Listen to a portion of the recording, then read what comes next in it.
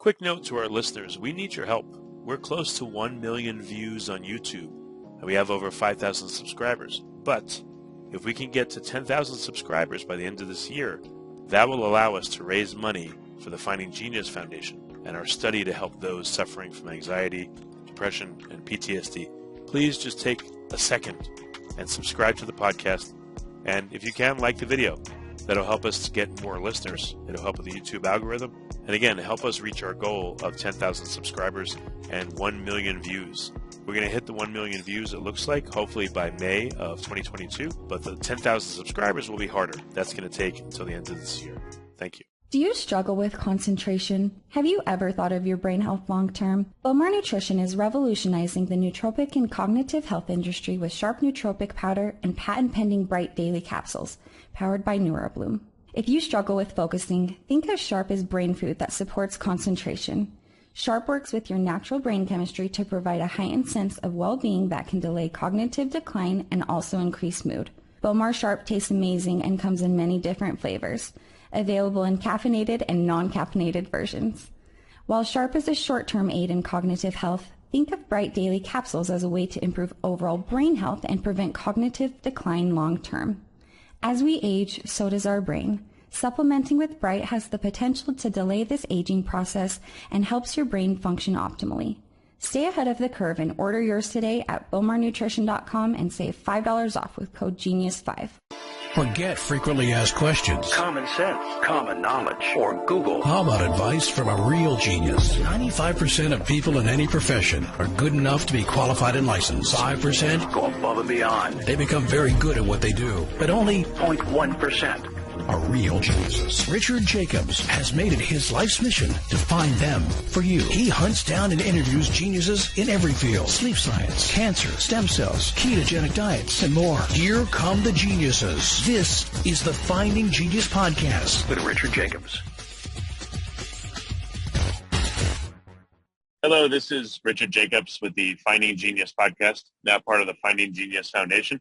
I have Gino Cortopassi. He's a professor, part of molecular biosciences and the School of Veterinary Medicine at UC Davis. We're going to talk about mitochondrial disease and therapy. And also his associate is here. I don't have the details, so I'll let his associate do their own intro.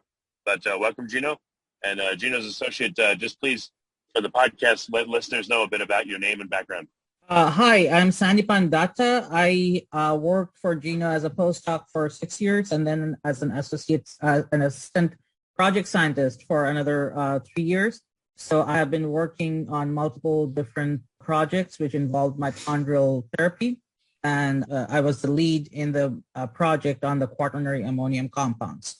Okay, and so Gino and Sandy, what would you like to discuss today in your research? Mitochondrial work or the quaternary ammonium compounds? So what would you like the focus of today's talk to be about? Happy to talk about the quaternary ammonium compounds since, If you would tell me about your work surrounding them. Sure. Yeah, this came from several. So we started screening many everyday household items, drugs, cleaners, disinfectants, about 2,000 of them by this technique called high throughput screening. High throughput screening is where you put a lot of, you can put many different molecules in different wells of a 96 or 384 well plate, and then assay their effect on the cell's phenotype or function. And so we took 2,000 of these molecules that are involved in everyday life, either drugs or cleaners, disinfectants, sprays, whatever. And for the first time looked at their effect on mitochondrial function and by several different assays. So I don't know how scientific your audience is, but there are assays that are measuring different aspects of the function or power of the mitochondria. The mitochondria are the powerhouses of the cell. They are the little factories inside of the cell that produce all of the body's energy. And so we were looking at molecules, small molecules, drugs, compounds that would affect the mitochondrial function. And and by several different assays, looking at several different functions of the mitochondria. And the thing that was surprising about 2015, I started noticing that the compounds that were inhibiting the mitochondria had very similar names. They all had an onium at the end of them. And so I looked up their structures and looked up the different the names and the chemical structures, and these molecules that have an onium at the end of them have a similar chemical structure, and that is they have a quaternary ammonium, and what that means is they have an ammonium, a nitrogen atom that is complex to 4 different things. And so then I thought, well, that's really interesting. Oh, and these were all inhibiting mitochondrial function by several different assays. Yeah, how could you tell that they were inhibiting it, and what does inhibition mean? What did that look like? Sure. Yeah, these were assays. What the mitochondria do in your body, this is the reason that you breathe air in and out, and why it's essential for you to have oxygen, is that the body is using that oxygen and burning carbon-containing foodstuffs that are in your body. And then when you burn those carbon-containing foodstuffs, you oxidize them in the mitochondria, and you convert that oxygen O2, CO2, carbon dioxide. So as you're burning these different foods that you eat, whether it's protein, carbohydrate, or fat, you're producing carbon dioxide, and you're extracting the energy that was in that carbon-containing molecule. And so there's different ways to assay that activity. One is mitochondrial oxygen consumption, how fast they burn the oxygen to make the CO2. Another one is looking at ATP synthesis. That's the assay that Sandipan developed. And so he was able to find a very rapid assay where he could look at the ability of the mitochondria to make ATP. ATP is the energy currency of the body and the cell. So as the mitochondria make ATP, that provides energy to the whole cell, and that powers your muscles and your brain in your body. And there were other assays as well. Yes, Richard? Well, how can you tell that, mitochondria? So was this a mouse model? Was this, in people? And what was the phenotypic effect? Did, the mouse or the person, whatever, were they just tired, or no, did you just look at biomarkers? These were assays. These are all cell-based assays. So the advantage, and they were, in general, these were human cells. And the advantage of a cell-based assay is you can put 10,000 cells in the bottom of a dish and then do that 384 times, so almost 400 times, and get an output in a few hours on which of these molecules are inhibiting ATP synthesis or mitochondrial oxygen consumption. And so they were all cell-based assays. And okay. So you didn't use organoids, but you used just cells in a dish, and that worked. That's correct, right? Because we're looking at their ability to inhibit mitochondrial function, and mitochondria are the same in cells as they are in tissues and as they are in whole organisms. The structure of mitochondria is similar. However, to speak to whether this is relevant to humans, Sandipan also assayed the ability, once we had identified these molecules that were inhibiting mitochondrial function in cells, then he tested them in cells that came directly from a person. and found that those human cells directly from a person were even more sensitive than the cells in the dish. And then most recently, he looked at the sensitivity of a mouse model to these same mitochondrial inhibitory compounds and found that they were damaging to the lungs of those mice. So they've been tested at 3 different levels of organization. First, in cells, that's how we tracked down that this particular chemical category was inhibiting mitochondria. Then we moved on to human cells that were directly from a human. And then most recently, we tested these same molecules and found that they were toxic when breathed by a mouse model. Well, what cell types did you have in culture? In exposure to the quats, I would guess it's, through absorption through skin, but also inhalation as well, right? Yes. And yeah, those were done in several different cell types.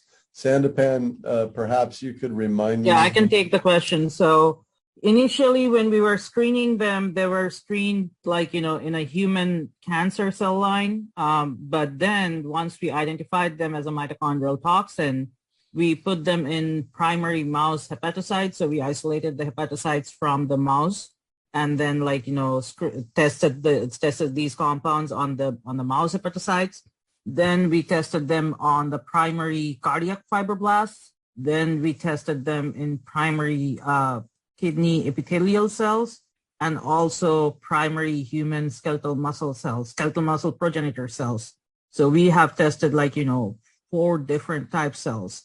And then, of course, as Gino mentioned, we have tested them also in mouse in vivo in the lungs, where we gave them by oropharyngeal aspiration, which is similar to the model to a human inhalation.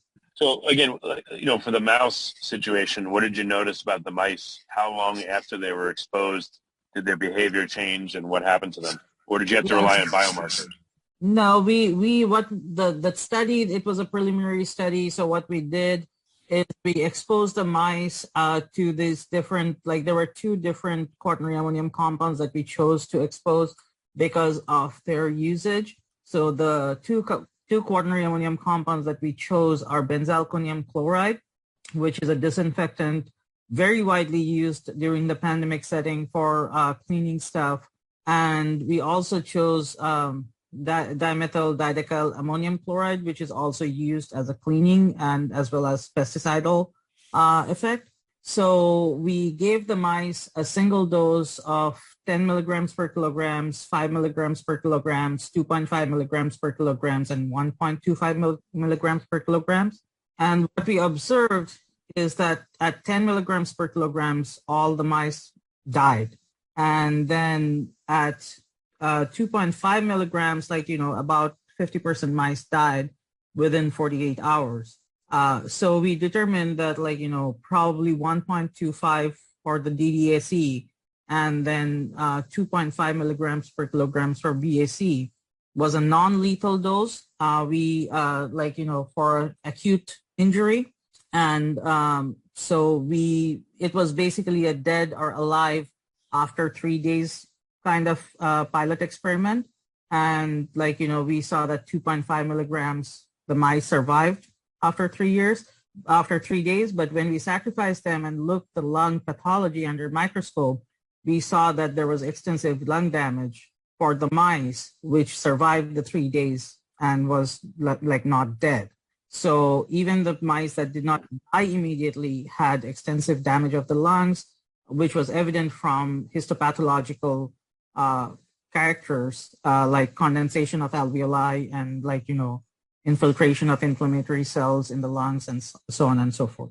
How does this compare to what an exposure would be for a person or even a mouse that's in a facility where there's cleaning going on? It would be very difficult to compare an acute exposure because when you're say in a cleaning facility in a mouse facility where people clean with this quaternary ammonium compounds or disinfect with this quaternary ammonium compounds, it would be a whole body exposure. A lot of things depends on the particle size or the droplet size and what the concentration and everything. But if you want to know, there is a study by Mellin et al. From Dr. Terry Rubeck's group, which we collaborate with. They first noticed when they used the quaternary ammonium compounds to clean their mouse room, their mice stopped breeding, and that's how they noticed the effect of quaternary ammonium compounds. And then they found out that these quaternary ammonium compounds, even the ambient, has reproductive toxicity and developmental toxicity. Do you know why the mice didn't breed? Was it because there was no drive to reproduce, or was there some other factor that stopped them? Do you struggle with concentration? Have you ever thought of your brain health long term? Bowmar Nutrition is revolutionizing the nootropic and cognitive health industry with sharp nootropic powder and patent-pending bright daily capsules, powered by NeuroBloom. If you struggle with focusing, think of Sharp as brain food that supports concentration. Sharp works with your natural brain chemistry to provide a heightened sense of well-being that can delay cognitive decline and also increase mood. Bowmar Sharp tastes amazing and comes in many different flavors, available in caffeinated and non-caffeinated versions. While Sharp is a short-term aid in cognitive health, think of Bright Daily Capsules as a way to improve overall brain health and prevent cognitive decline long-term. As we age, so does our brain. Supplementing with Bright has the potential to delay this aging process and helps your brain function optimally. Stay ahead of the curve and order yours today at bowmarnutrition.com and save $5 off with code GENIUS5. There was damage to their uterus, and then they were they were not having the regular period. There was their Easter cycle was disturbed. I think that these are the two major reasons that they did not breed. But I don't remember exactly the details of those papers. But that would be a nice paper to go back to. Do you think something like that would be useful, or do you think that the work you've done is enough to determine that the fate of quats, should they be used or not, or what to do? I think that, as a policy decision, there's a couple of different answers to that question. So to hit the EPA's sort of action item list, you have to have a certain concentration in the blood. Sandipan, do you remember what that concentration is, what that criteria is? I don't remember exactly. Yeah, I want to say it's a couple parts per million or something like that. I think it's 5 ppm or 0.5 ppm in the blood. Yeah. So, and that's just for anything that gets into the human body. So previously to our collaborative study with Dr. Terry Rubeck, so quats have been in use for 60 years, since the 60s, because people found that they were pretty good disinfectants. And so that was, very important to everybody to have clean clothes, and everything's nice and clean, right? It was that was a big part of sales pitches in the 60s. But they didn't really look. It's always been presumed that quats don't make it into the human body. And our study, which was recently published with Dr. Terry Rubeck, showed, and Dr. Libin also showed, that these molecules do get into the human body. They get into the blood. And it was a study of a bunch of students, Virginia Tech.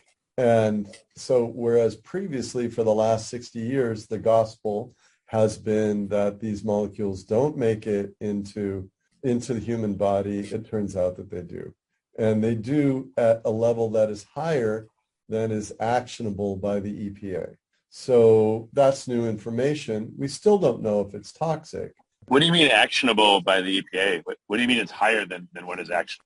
Well, what I mean is that the EPA pays attention to molecules that reach a certain concentration in the human body. If they don't go above that concentration, then they don't really pay attention to it.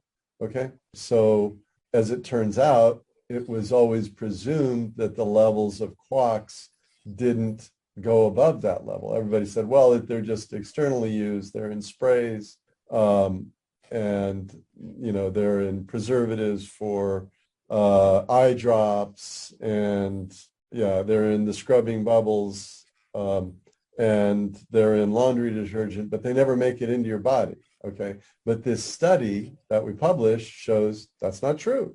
They actually do make it into your body, and a certain number of people just walking around on a college campus have quarks, detectable quarks in their blood.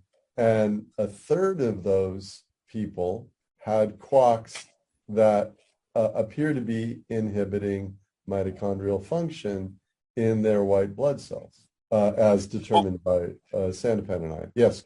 Have people done studies, let's say, of hairdressers or janitors or other people that are in the trades that would be exposed on a regular basis? And have the levels of exposure been quantified? Have the resultant blood concentrations of these molecules been quantified in certain groups? No, we've been trying to get funding to carry out those studies. And indeed, Dr. Hrubeck has proposed exactly that study that you're talking about with the janitors.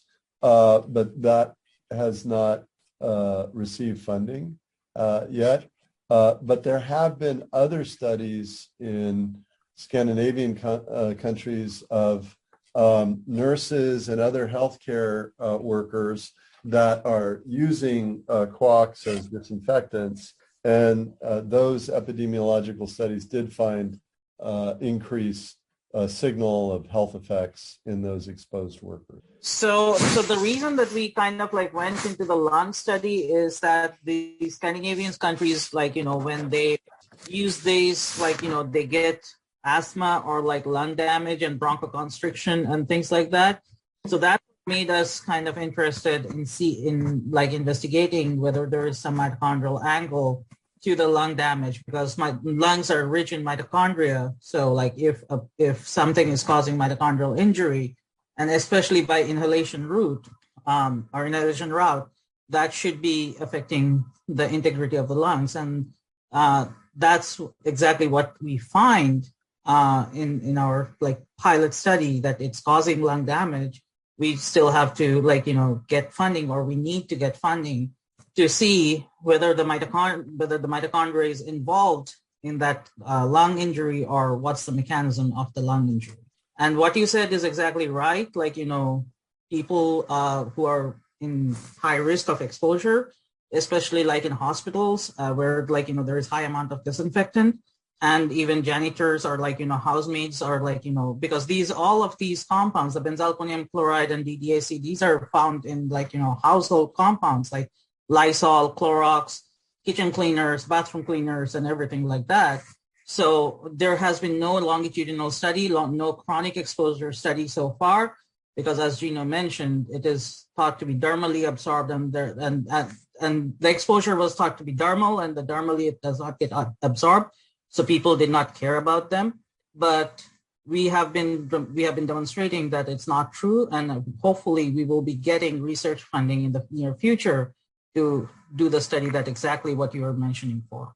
But can you approximate with modeling what the levels of concentration of exposure would be, even for, again, for janitors or for hairdressers, or even for regular folks that go into, let's say, a restaurant?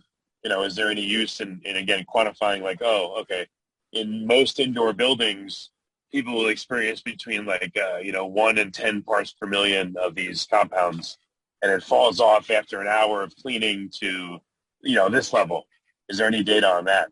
There isn't, Richard, but that's the study that we want to do. So first, we want to establish, so as Sandipan told you, the dose, we've carried out a dose-dependent study up to now, and we know the dose, the high dose that is very toxic, and then at a moderate and lower dose, it's less toxic.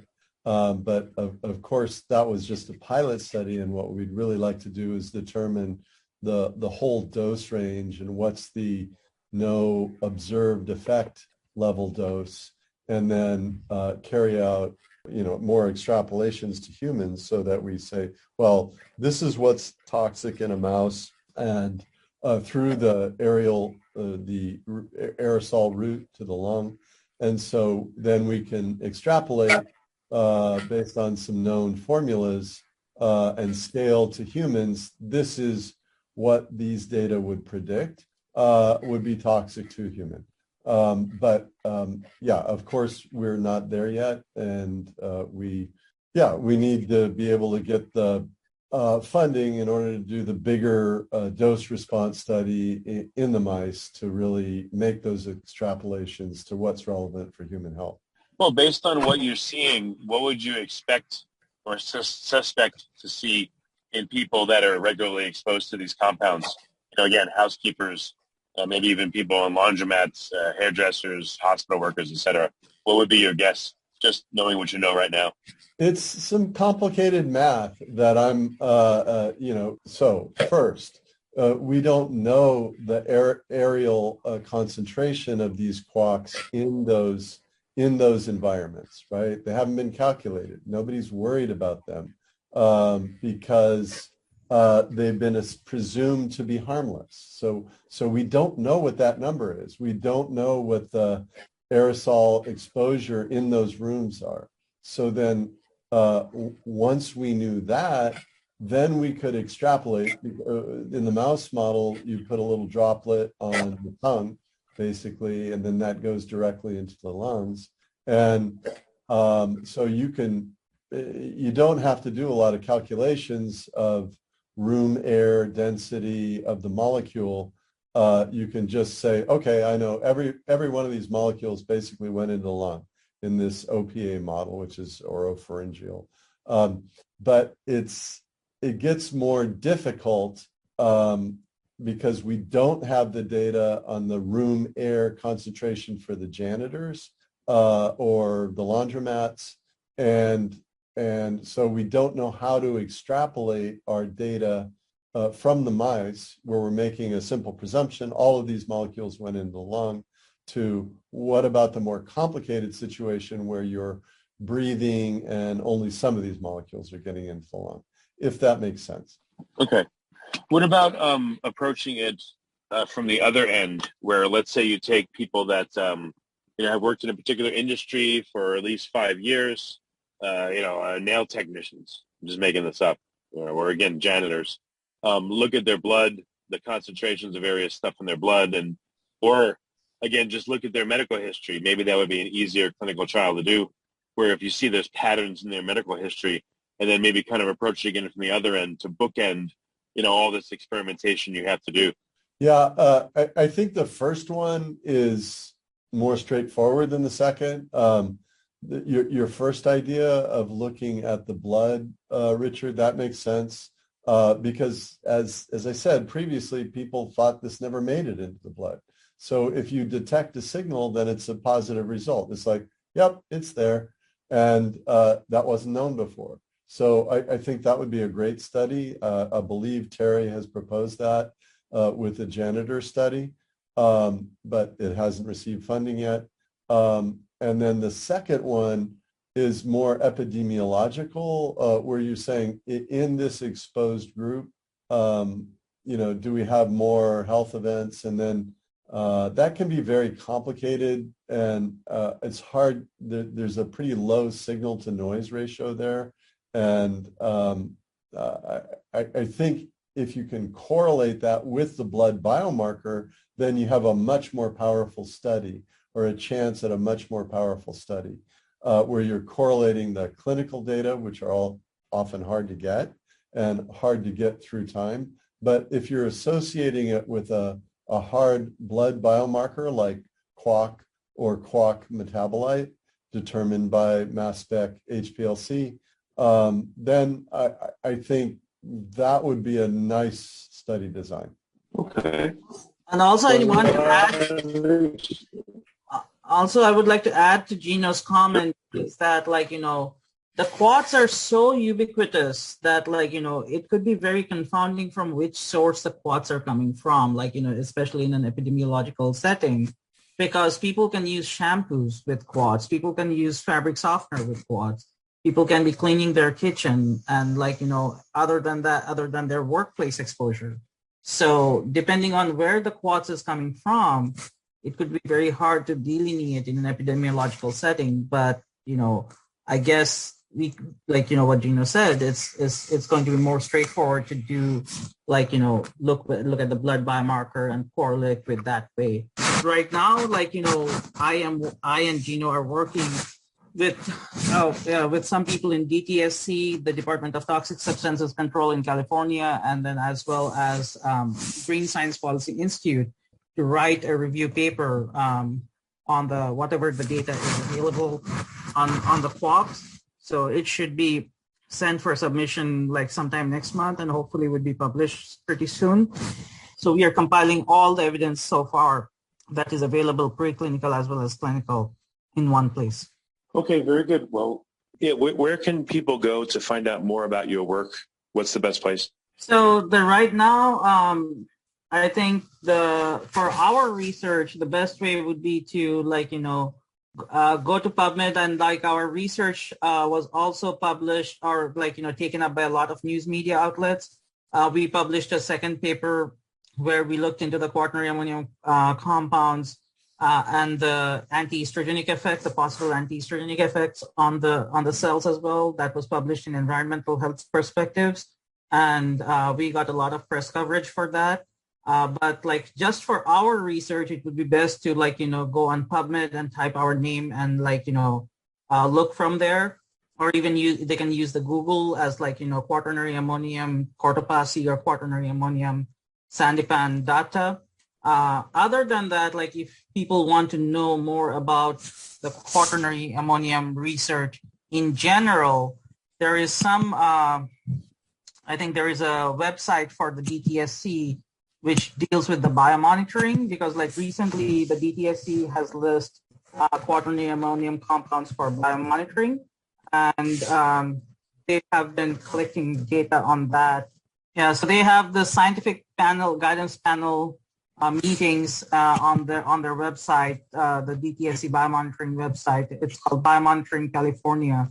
So people can go over there and probably search for the quaternary ammonium compounds and find the recent quaternary ammonium compound updates over there.